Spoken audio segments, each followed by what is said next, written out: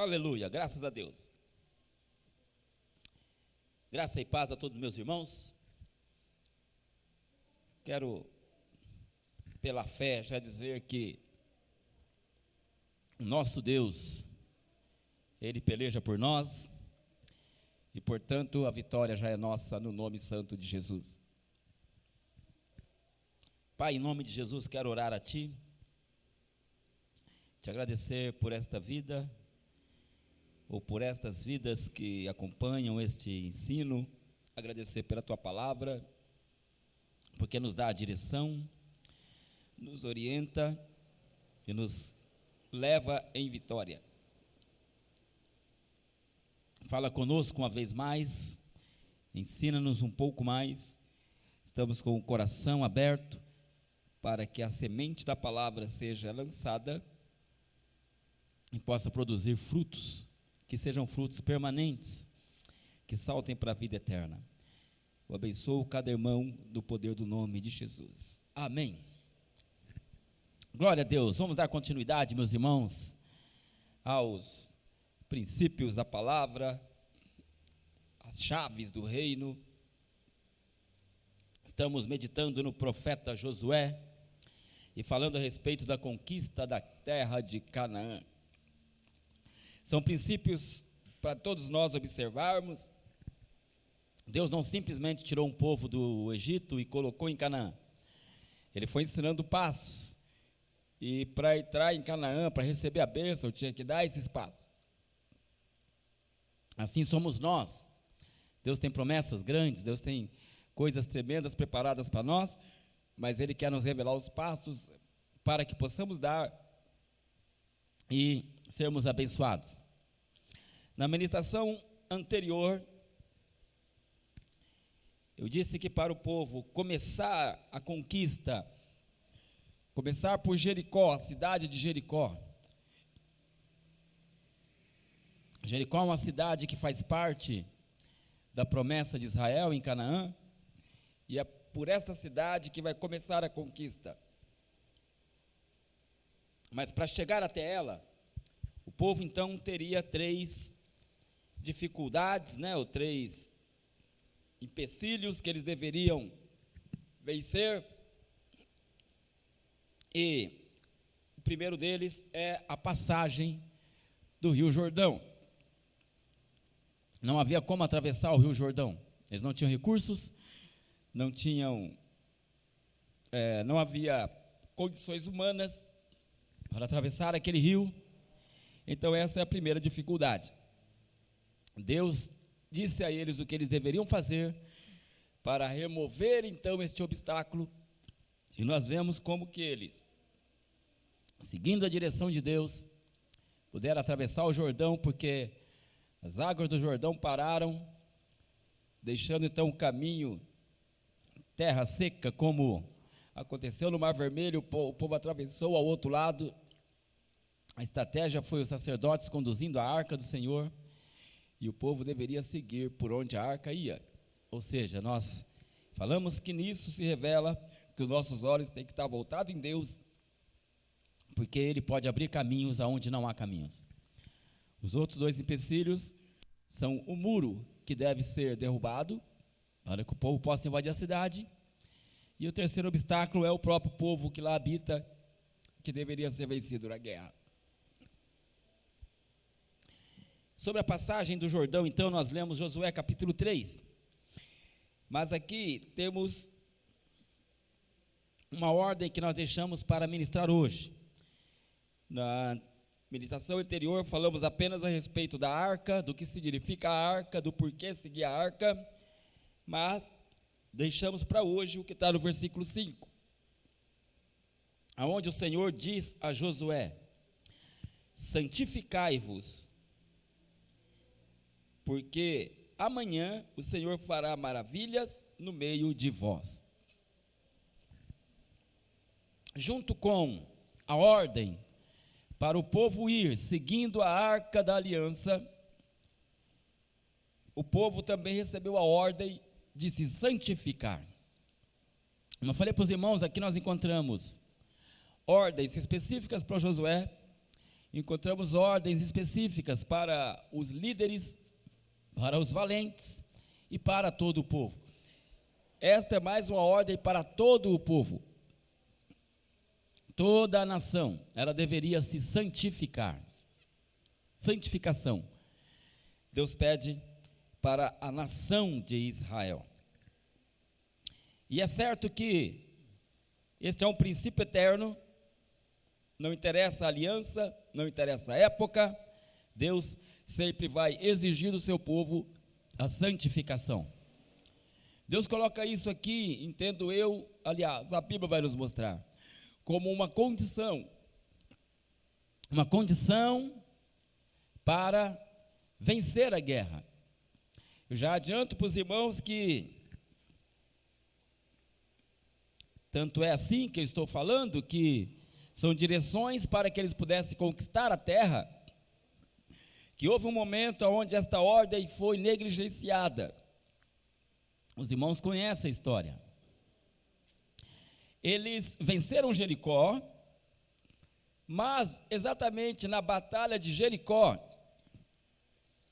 Deus havia dado uma ordem dizendo: não pegue nada do que é de Jericó, porque tudo que tem aí é maldito.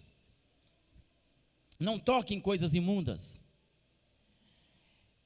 Não adquira nada daí, porque era o costume, né? Guerrear e pegar o despojo, tomar tudo que era do inimigo e trazer para a sua terra. Mas quando Jericó lutava contra uma cidade que era amaldiçoada, então claro que ninguém tem que levar maldição para a sua casa. Então, o povo, embora tenha vencido Jericó, nós vemos que um homem chamado Acã, um dos guerreiros, a Bíblia diz que ele viu uma capa babilônica lá em Jericó, e ele então se interessou por aquela capa e também por uma quantidade de ouro, de prata, por alguns objetos também. Ele levou aquilo para si e escondeu, porque ele sabia que estava fazendo errado, então ele escondeu. Bem, na batalha seguinte, contra uma cidade pequena, cidade de poucos soldados, pouca força, Israel nem se preocupou em enviar todos os valentes. Falaram para Josué, a terra é muito pequena, povinho fraco, não é necessário enviar muitos soldados. Então Josué enviou poucos soldados. Mas chegando lá, Israel foi envergonhado, perdeu a guerra, voltou humilhado para casa. E Josué se colocou a orar e perguntar a Deus o que aconteceu. Porque Deus tinha dado uma promessa: ninguém poderá te resistir todos os dias da tua vida. Como fui com Moisés, serei contigo. Mas agora Josué passa por uma derrota. Ora, isso é contra a promessa. Deus falou algo, mas vamos dizer assim, até então, não cumpriu. Como é que Deus faz a promessa e depois não cumpre? Será que Deus encontrou um inimigo mais poderoso? Claro que não. Então Josué, ele entrou ficou em dúvida, ele prostrou-se no chão ali, e pela manhã até a tarde ficou prostrado e orando. Então Josué falou para ele: levanta, Josué, porque eu vou te falar o que aconteceu. Então, diz aqui o capítulo 7, no versículo 13: dispõe-te, santifica o povo e dize: santificai-vos para amanhã, porque assim diz o Senhor Deus de Israel: há coisas condenadas no vosso meio, a Israel.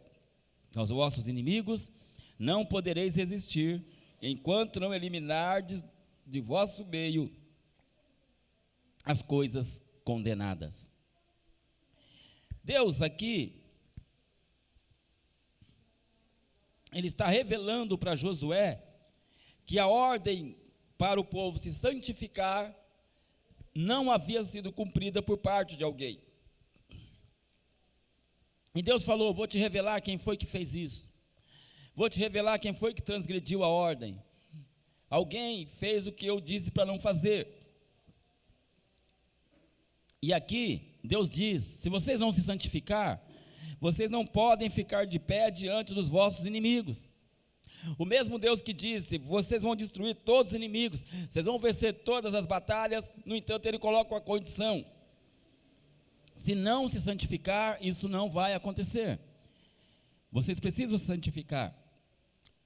E agora que o pecado já foi cometido, Deus fala: você tem que eliminar do meio de vós aquele que cometeu o pecado e também aquilo que ele trouxe que é pecado.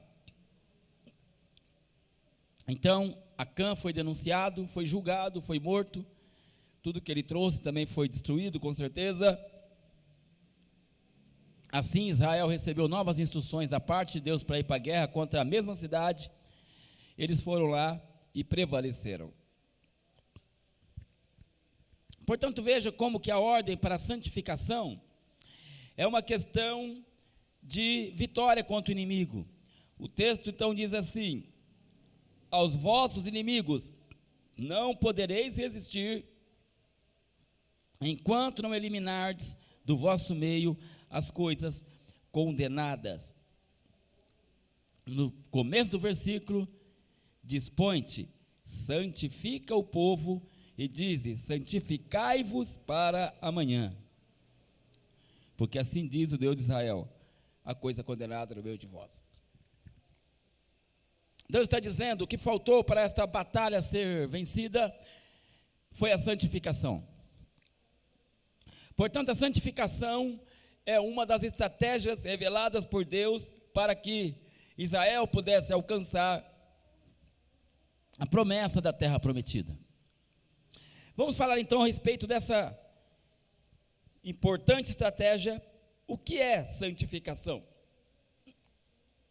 Primeiro, no texto que lemos, que é o capítulo 3, versículo 5, Deus já mostra o resultado da santificação. Ele fala: santificai-vos,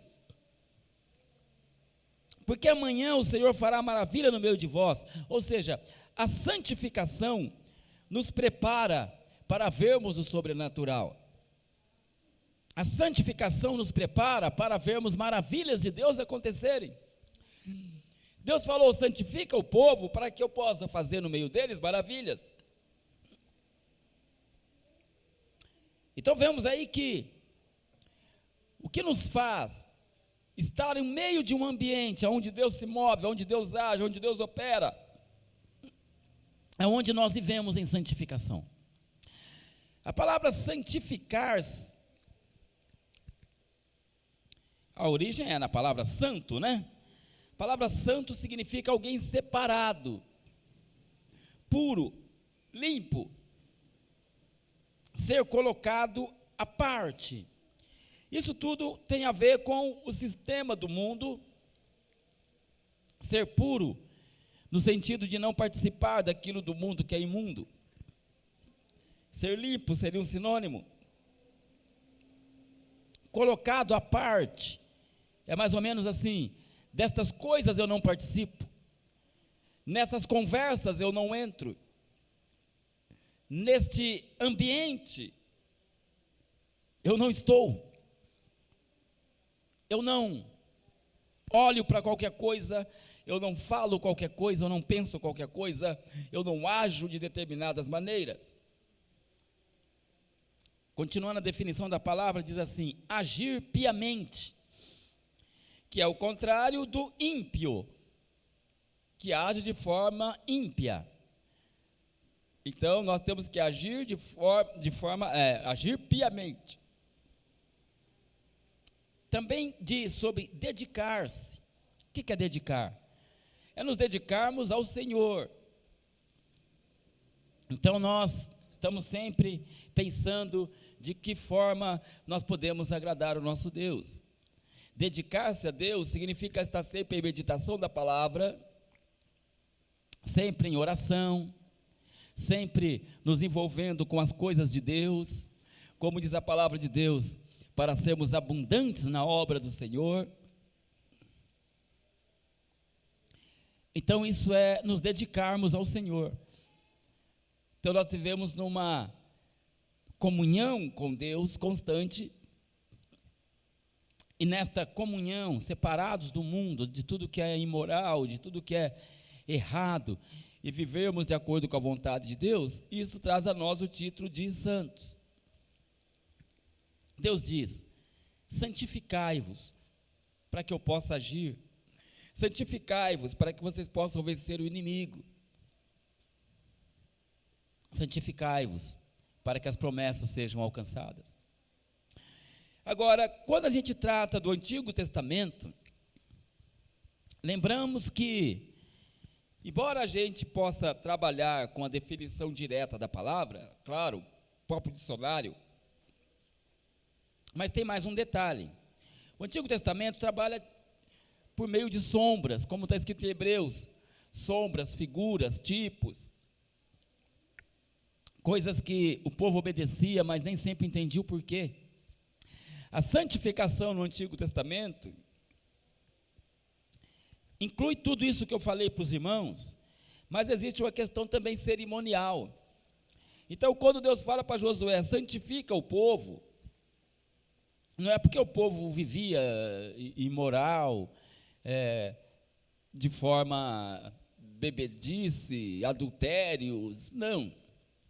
É porque, na verdade, quando Deus fala santifica o povo, Deus falava também da cerimônia, de cerimônias que o povo deveria realizar, que os santificariam. Então nós lemos aqui esta ordem para Josué, para a gente entender ela, nós temos que ler lá Êxodo capítulo 19, no versículo 10, e mais alguns versículos, onde Deus fala assim para Moisés: disse também o Senhor a Moisés: vai ao povo e purifica-o hoje e amanhã, lavem eles as suas vestes. Então, eu sei que é costume de todo mundo lavar a roupa, é claro, lavar as vestes, mas agora aqui Deus fala de uma forma objetiva. Eles deveriam lavar as suas vestes. Agora, no objetivo mais cerimonial, não é? Aonde tinha o objetivo de lavar essas vestes, era uma coisa, vamos dizer assim, no nosso vocabulário, uma coisa mais religiosa. O povo deveria lavar as vestes, e como eu falei, tempo de sombra, tempo de figura, é uma coisa que no Novo Testamento aponta para outra. Por que Deus manda o povo lavar as vestes? Alguém podia questionar, mas para que lavar minhas vestes? O que tem a ver com o milagre? Quer dizer que eu estou com a camisa suja, estou com a calça suja, como é que é isso daí? Então os irmãos se lembram que no Novo Testamento, as nossas vestes, as vestes que Deus olha para nós são as vestes espirituais. Deus não olha para nós pela nossa roupa física, mas Ele olha para nossas vestes espirituais. E as vestes espirituais, elas estão relacionadas às nossas obras, ao nosso modo de vida. Por isso, lá em Apocalipse, quando fala da vinda de Jesus, Ele vem, e quando Jesus Cristo vier, Ele vai então receber a sua noiva, como Ele diz. João 14, Ele fala: na casa de meu pai há muitas moradas, se não fosse assim, eu os teria dito. Então eu vou vos preparar lugar, e quando eu voltar, vos receberei para mim mesmo. Então ele vem para receber a noiva. E quando Apocalipse 19, versículos 7 e 8 diz isso, fala assim: alegremo-nos, exultemos e demos-lhe a glória, porque são chegadas as bodas do Cordeiro, cuja esposa a si mesma já se ataviou. Ataviou significa o quê? Colocou as suas vestes nupciais, colocou o seu vestido de noiva, sua roupa, com a qual ela vai receber o noivo. Então o versículo 8 fala: pois lhe foi dado vestir-se de linho finíssimo, resplandecente e puro, porque o linho finíssimo são os atos de justiça dos santos. Então, as nossas vestes, elas são formadas pelas nossas condutas de vida, nossos atos, as nossas ações formam as nossas vestes. Então, na parábola também das bodas, os irmãos se lembram? Em Mateus, eu creio que 22, diz que nas bodas do cordeiro, foi encontrado alguém ali que tinha as vestes manchadas, estavam sujas. E aí a pessoa que estava encarregado ali da administração da festa, falou assim: como é que você entrou aqui tendo as vestes manchadas? Aquele homem se calou, então ele foi lançado fora. Porque quando ele fala, suas vestes estão manchadas, na verdade a vida dele estava manchada. Porque aquelas vestes simbolizavam as suas atitudes, as suas ações. Aquele homem não estava purificado pelo sangue de Jesus, portanto não podia participar das bodas do Cordeiro, não pôde receber a salvação. Então no Novo Testamento as coisas estão claras para nós, dizendo: olha, as vestes são vestes espirituais, e elas estão limpas ou estão manchadas, de acordo com as nossas obras. Então o Antigo Testamento, que trabalha com figuras,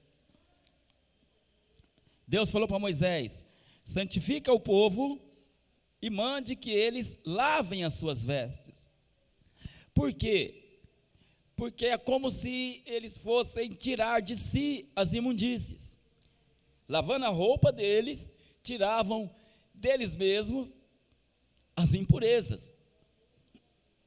Então as vestes deles representavam eles mesmos. Por isso eles tinham que lavar as vestes. Porque o Antigo Testamento é isso, são sombras. Na verdade, enquanto eles lavavam as vestes, era uma forma, no Novo Testamento agora, de dizer que o sangue de Jesus estava os purificando de todo o pecado. Então, santificação tinha a ver com lavar as vestes. Outra coisa que Deus ordenava o povo, poderia até ter mais coisas, ou pode ter mais coisas. E no versículo, então, 14 e 15 de Êxodo 19, diz: ele disse ao povo: estai prontos para o terceiro dia. Aliás, o 14, desculpem, eu estou ali no 15. Moisés, tendo descido do monte ao povo, consagrou o povo, e lavaram as suas vestes. E disse ao povo: estais prontos ao terceiro dia, e não vos chegueis à mulher. Aqui, quando ele fala não vos chegueis à mulher, claro que o problema não está na mulher, tá? Pelo amor de Deus. Tem pessoa que fala que a Bíblia é um livro machista, um livro que menospreza as mulheres. Não.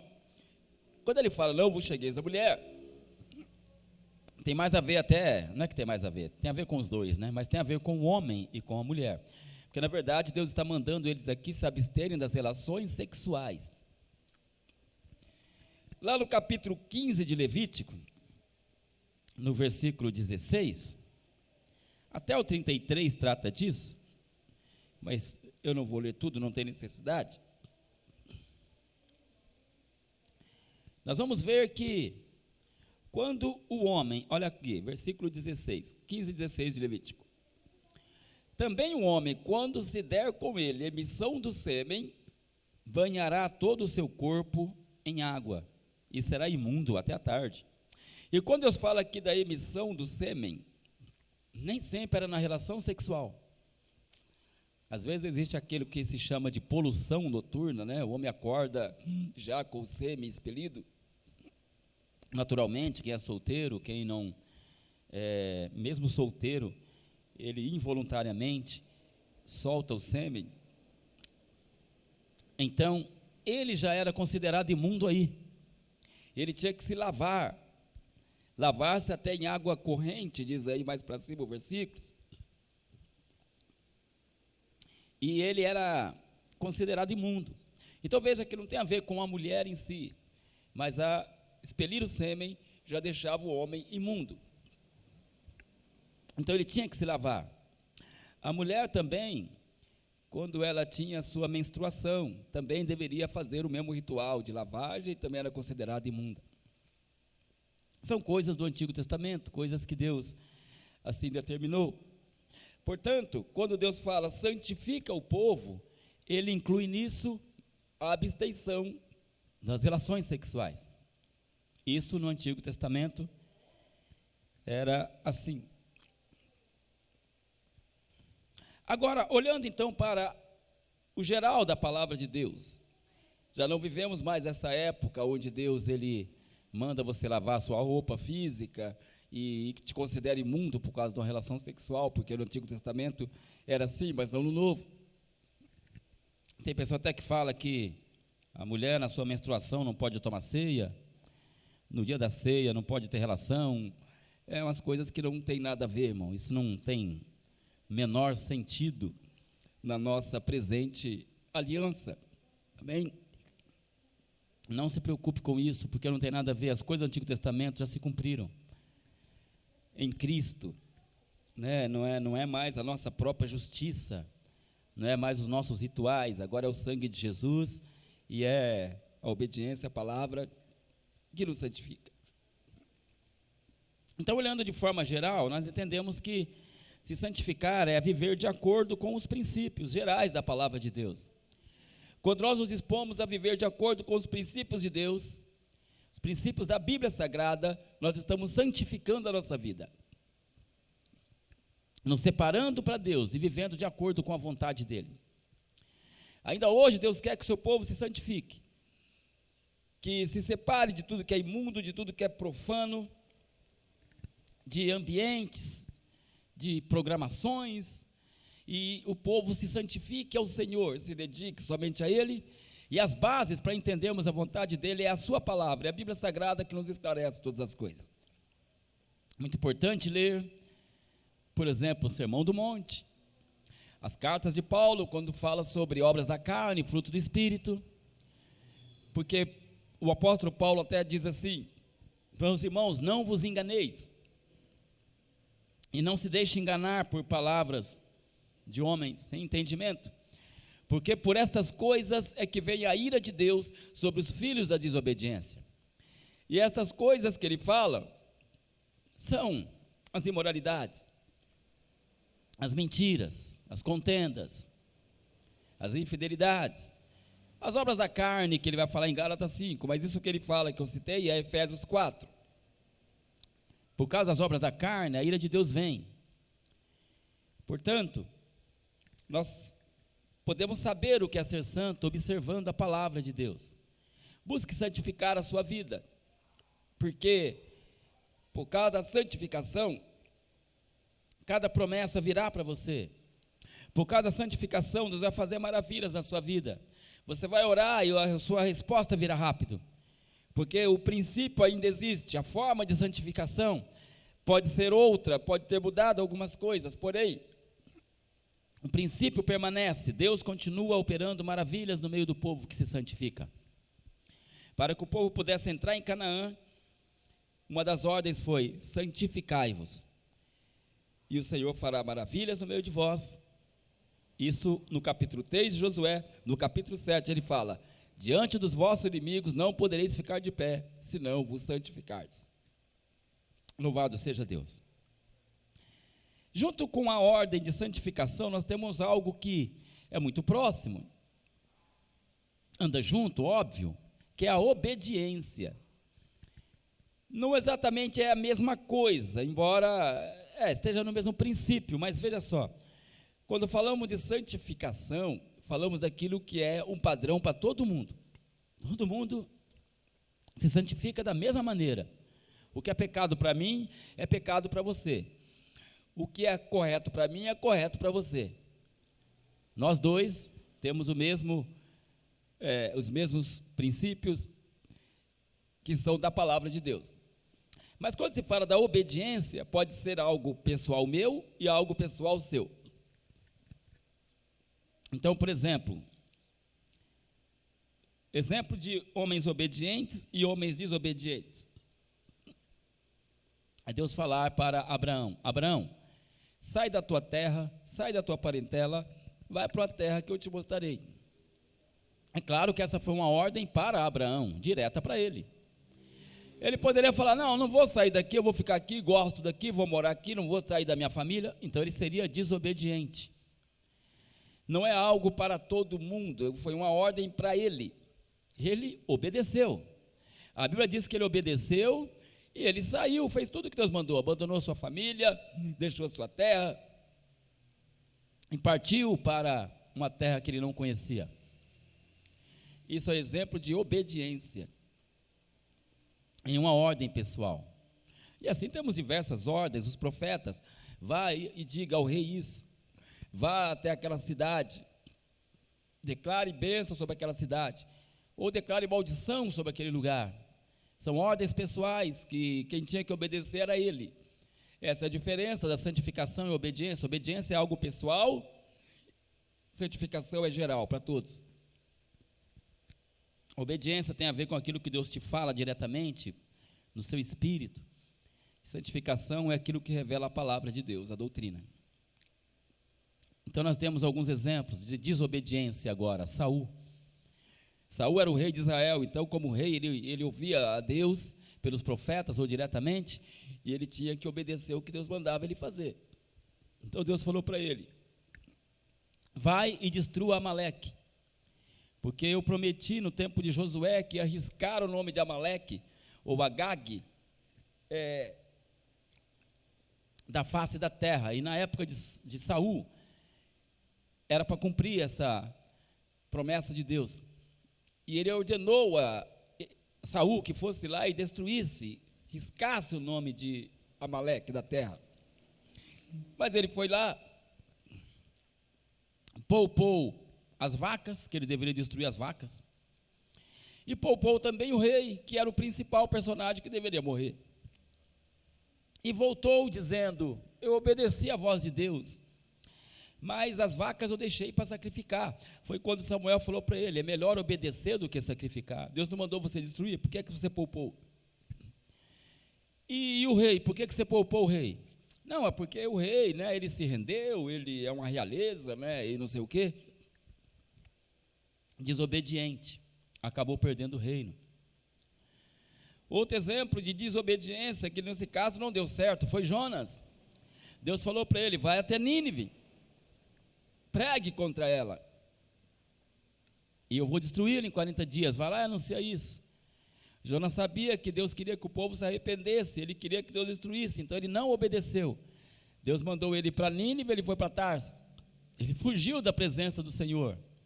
São exemplos de desobediência, assim como temos diversos exemplos de obediência. Na nossa vida cristã, irmão, nós devemos nos santificar e nós devemos obedecer a Deus. Eu sei que nós juntamos as duas coisas, não é? Não dá para ser desobediente ao mesmo tempo ser santo.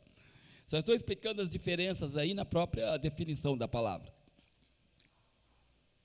O nosso maior exemplo de santificação e de obediência, como é o melhor exemplo para todos os outros casos, você já sabe quem é, não é? Jesus Cristo, nosso Senhor. Jesus Cristo, obviamente, que ele é o exemplo de santidade e exemplo de obediência. A Bíblia fala em Isaías capítulo 59, versículo 16 e 17. Isaías, você sabe, o profeta messiânico, ele fala a respeito de Jesus e o seu ministério terreno. O versículo 16 diz assim, falando de Deus: Deus viu que não havia ajudador algum e maravilhou-se de que não houvesse um intercessor, pelo que o seu próprio braço lhe trouxe a salvação, e a sua própria justiça o susteve. Em algumas ministrações minhas eu já falei, quando a Bíblia fala o braço do Senhor, muitas vezes refere-se a Jesus, o braço do Senhor, porque é por meio dele que Deus age. Nós realizamos as coisas com as mãos, não é? Ou a maioria delas, pegamos as coisas, escrevemos, apontamos, lutamos, carregamos. O nosso braço é um símbolo da nossa força, do nosso avanço. E Jesus Cristo, ele é o meio pelo qual Deus age. Você sabe que é no nome de Jesus que oramos contra as doenças, contra os demônios, para que as portas se abram, em nome de Jesus que abençoamos. A Bíblia fala, tudo que fizerdes, faça em nome do Senhor. Jesus é o braço do Senhor. E fala aqui que o braço do Senhor é o que trouxe a salvação. Por meio do braço de Deus, a salvação veio. E então, o versículo 17 vai dizer: vestiu-se de justiça como de uma couraça, e pôs o capacete da salvação na cabeça, pôs sobre si a vestidura da vingança, e se cobriu de zelo como de um manto. Então, o texto está dizendo que Jesus, ele se vestiu de justiça como uma couraça. O que significa isso? Lembre-se que eu falei sobre as vestes. As vestes significam os atos, significam as ações, as obras. Ser santo ou ser impuro é revelado pelas nossas vestes. Antes de prosseguir aqui, vou te lembrar do Monte da Transfiguração. O que aconteceu no Monte da Transfiguração? Ali a Bíblia fala que estava Jesus, Pedro, Tiago e João. De repente as vestes de Jesus começaram a brilhar e resplandecer, e o rosto dele brilhou como o sol. Ali Deus estava revelando quem era Cristo por dentro, a sua vida de santidade, suas vestes totalmente alvas, brilhantes, gloriosas, revelava a santidade do Senhor. Mas por que a santidade dele era assim? Por que a vida dele era assim? Porque ele vestiu-se de justiça. Ali foi revelado a justiça do Senhor Jesus, sua santidade. A palavra justiça, ela vem lá do grego dikaiosune,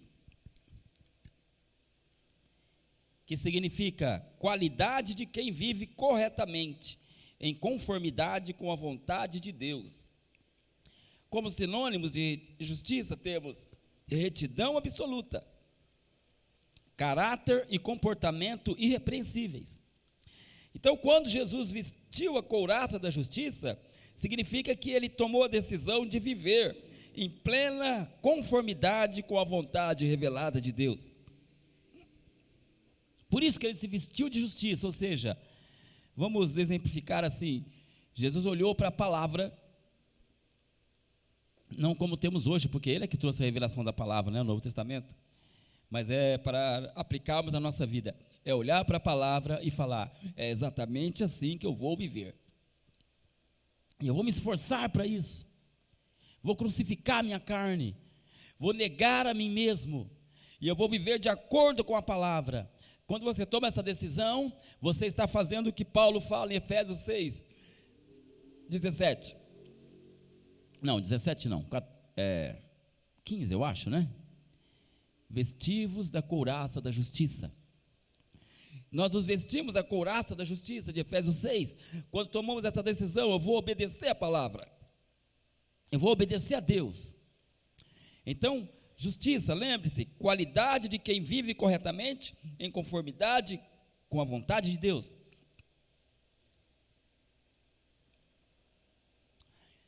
Então Jesus, na sua oração do Getsemane, Mateus 26, 39, na segunda parte B, ele fala, meu Pai, se é possível, passa de mim esse cálice. Todavia, não seja como eu quero, mas como tu queres. Isso é ter a couraça da justiça. É falar, Deus, não é a minha vontade, não é o que eu quero, não é o que eu desejo, é só o que o Senhor quer. Não é o que o mundo dita, não é o que os outros pensam, é o que Deus fala. Dedicar-se, separar-se, manter-se puro. Isso é santificação. É quando a vontade de Deus prevalece sobre a vontade humana. E nós o tornamos em tudo submissos. Então nós revelamos que queremos andar em santidade diante do nosso Pai.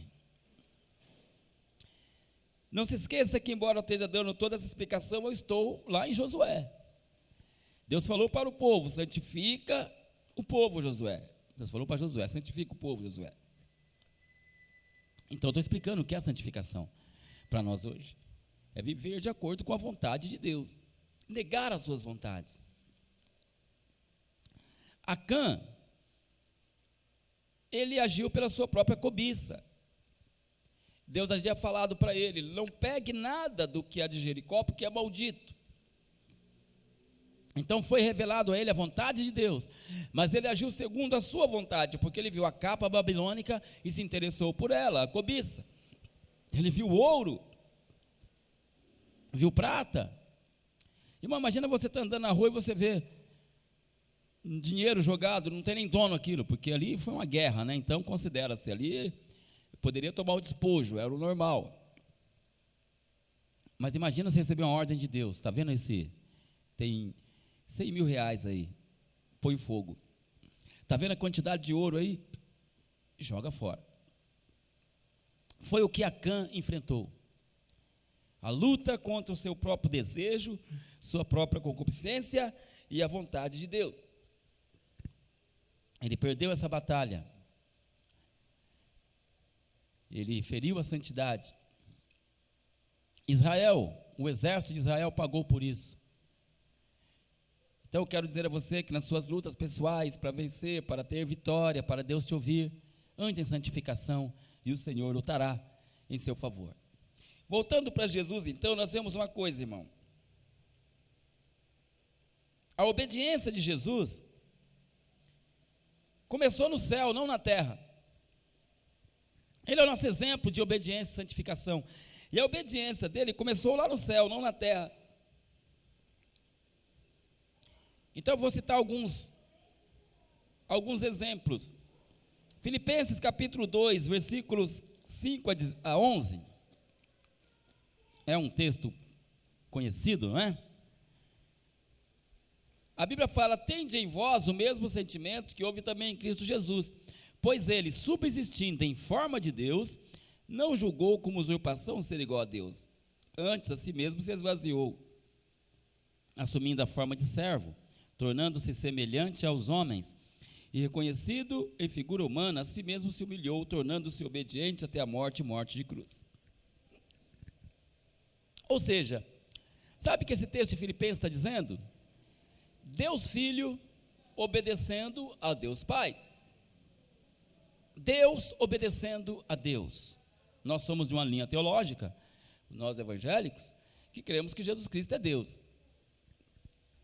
E lá no céu ele estava ao lado do Pai e recebeu a ordem do Pai de vir à terra, abrir mão da sua glória, seus atributos que o fazem ser Deus. Ele veio como homem e ele disse: sim, Senhor.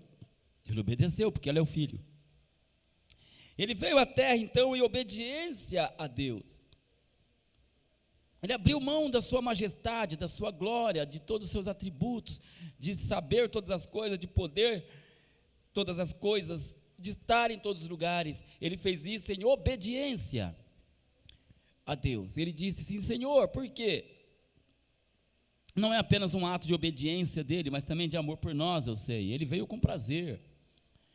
Ele não veio pensando só: vou obedecer meu Pai, mas ele também tinha no coração: eu tenho que salvar a humanidade. Jesus veio porque ele amou o Pai, mas também porque amou a nós. Veja aqui então, João capítulo 6, versículo 57. Jesus ele vai reforçar isso que nós lemos em Efésios. Porque ele fala assim: assim como o Pai que vive me enviou, e igualmente eu vivo pelo Pai, também quem de mim se alimenta, por mim viverá. Então ele está dizendo aqui: o Pai que vive me enviou.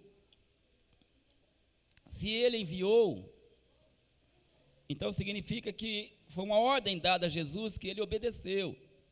Mas ele enviou, quando Deus o enviou, ele estava onde? Estava no céu. Então Deus o enviou à terra, de forma humana. E ele participou por toda a natureza humana, desde o ventre de Maria. Então a obediência de Jesus Cristo começa no céu. Ainda no capítulo 7, no versículo 28, ele fala assim, ó. O texto diz: Jesus, pois, enquanto ensinava no templo, clamou dizendo: vós não somente me conheceis, mas também sabeis onde eu sou. E não vim porque eu de mim mesmo o quisesse, mas aquele que me enviou é verdadeiro, aquele a quem vós não conheceis. Então veja aqui que ele fala: eu não vim exatamente porque eu quis vir. Quando ele fala isso, não está contrariando o que eu disse, que ele veio por amor. Claro que ele veio por amor, mas ele está dizendo: olha, na verdade eu recebi do meu pai a ordem de vir, ele que me enviou. Ó, e não vim porque eu de mim mesmo quisesse, mas aquele que me enviou é verdadeiro. Então veja, ele está dizendo que ele estava aqui na terra por obediência ao nosso Deus. E assim tem outros textos que vai dizer isto, mas está bom esse, só para lembrar que a obediência de Jesus, que é o nosso modelo de vida em todos os sentidos, começou no céu. Ele é o maior exemplo de santificação e de obediência. Estamos falando aqui da obediência. A santificação é quando ele vai vir na terra e não participar do sistema mundano. Jesus teve que se apartar de tudo que é pecaminoso e viver de acordo com a vontade de Deus. Na terra, meus irmãos, quando ele veio à terra, Jesus ele se entregava ao controle do Espírito Santo, ou seja, quem mandava nele também era o Pai. Ele não vivia como queria, não ia para onde queria, não falava o que queria, não agia como queria, mas ele se entregou totalmente ao controle do Espírito Santo. Por isso você vai ler em Mateus capítulo 4, versículo 1, que depois que ele foi batizado, o Espírito Santo o impeliu ou conduziu ao deserto. Então, ele simplesmente se entregava à vontade do Espírito Santo. Obediência. O Espírito Santo mandou ele para o deserto, ele foi. Chegou lá, o Espírito Santo, vamos dizer assim, falou para ele: 40 dias você vai ficar aqui. E ele: sim, senhor. Jejum e oração? Sim, senhor. Ele só saiu de lá depois dos 40 dias, e a Bíblia diz que saiu na virtude do Espírito Santo. E tudo que ele faz agora é por obediência ao Pai. Cumpriu-se o que está escrito lá em Hebreus, onde é atribuída a Cristo as seguintes palavras: eis aqui estou, ó Deus, para fazer a tua vontade. Então Jesus, ele vivia pela vontade do Pai.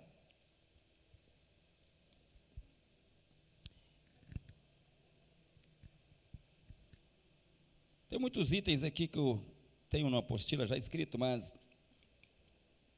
o tempo ia ser curto. Deixa eu ver o que eu pego aqui.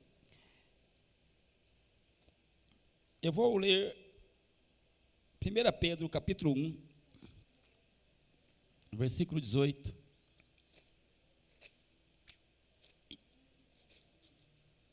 Ainda sobre esse assunto.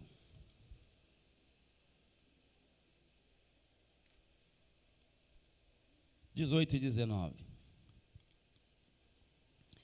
Sabendo que não foi mediante coisas corruptíveis, como prata ou ouro, que fostes resgatados do vosso fútil procedimento que vossos pais vos legaram, mas pelo precioso sangue, como de cordeiro sem defeito e sem mácula, o sangue de Jesus.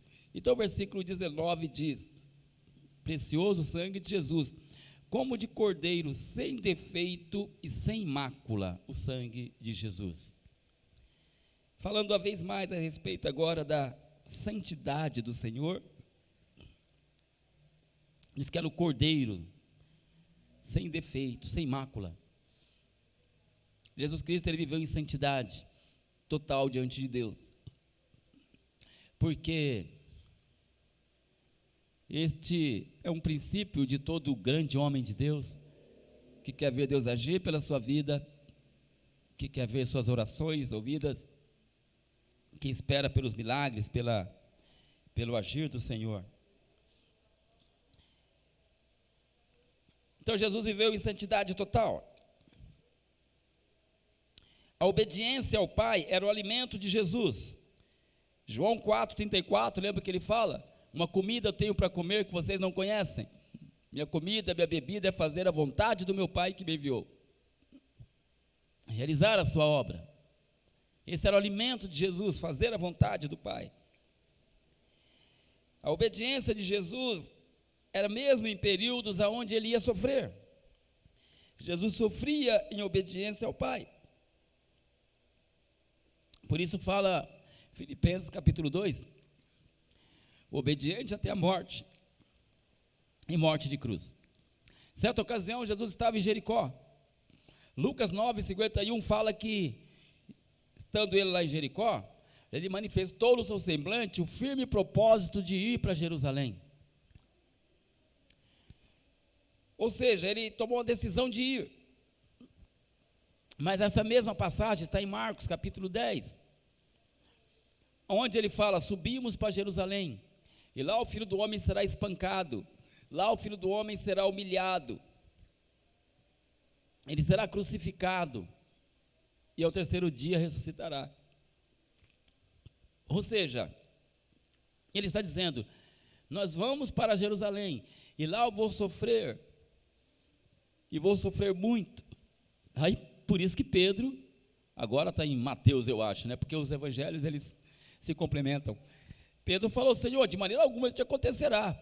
E Jesus falou para ele: para trás de mim, Satanás, você não entende as coisas que são de Deus, só as dos homens. Jesus quis dizer: eu estou aqui para obedecer, Pedro.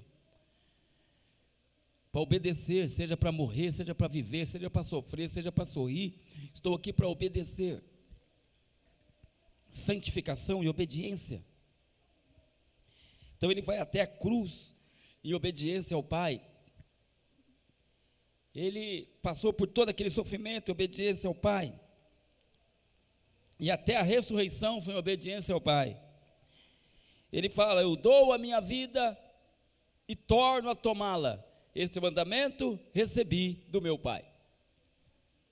Então veja, meus irmãos, o nosso maior exemplo de santificação, eu não li muito texto, porque tem muito texto, estou apenas te lembrando que está na palavra.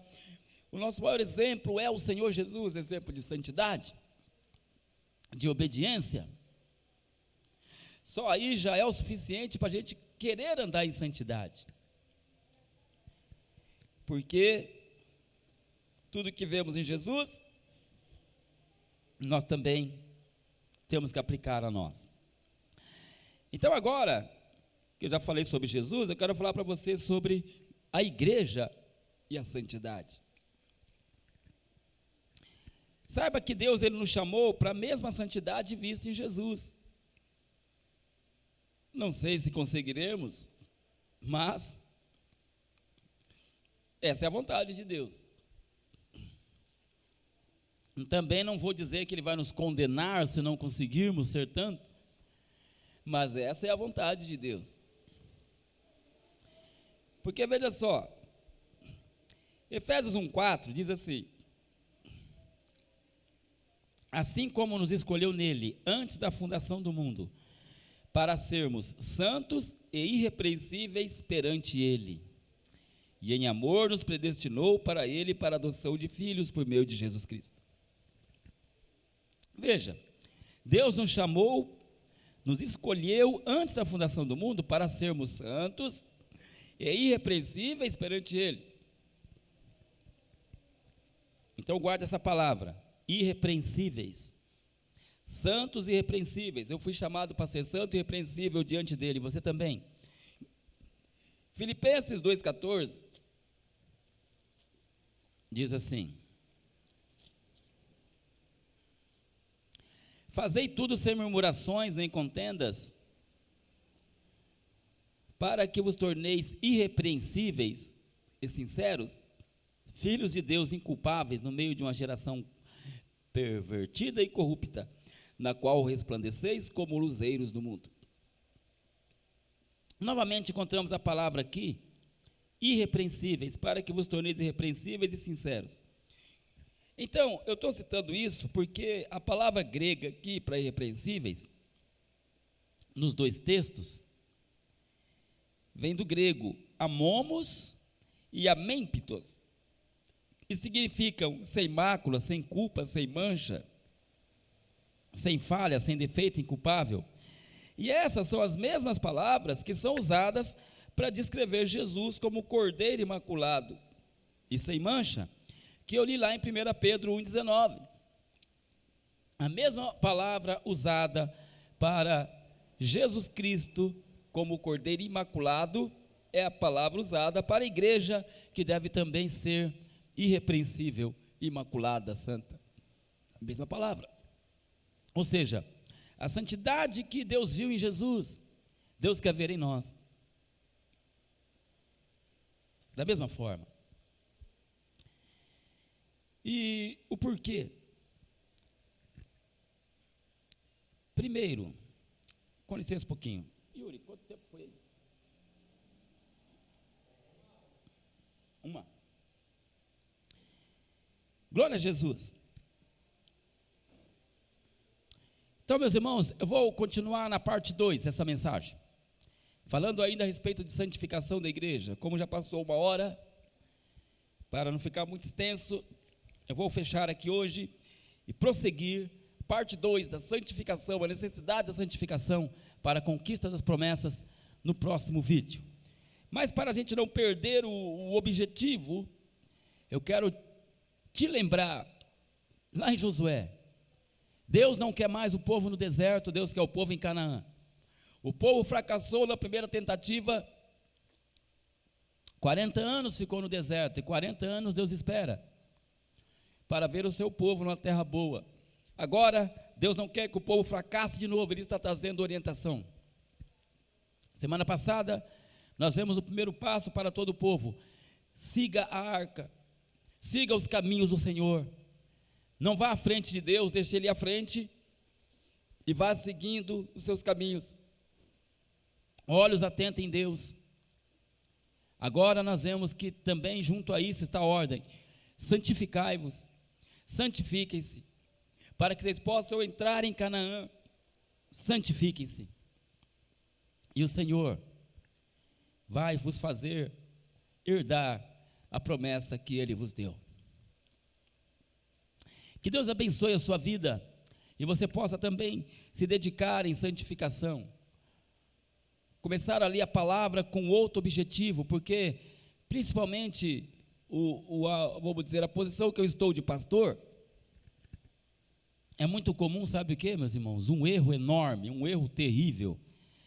Pastores que leem a Bíblia só para fazer pregações, para fazer esboço. Não tem que ser esse o objetivo do pastor.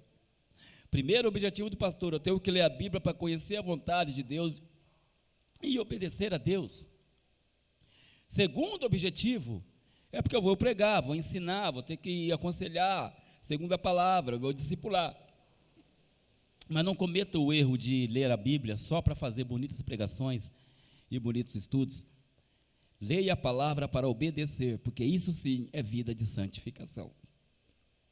Deus abençoe. Pai, que a tua graça seja abundante sobre o teu povo, dê a cada um de nós espírito de santidade, para que nenhuma promessa do Senhor possamos perder. A santificação é uma estratégia de vitória para todo o teu povo. Sei que por meio disso, o Senhor fará maravilhas em nosso meio, e nós ficaremos de pé diante do inimigo, e ele é que cairá. E tudo que é nosso virá para nossas mãos, porque vivendo em santidade, o Senhor será conosco hoje e sempre. Deus te abençoe, meus irmãos, em nome do Senhor Jesus. Amém.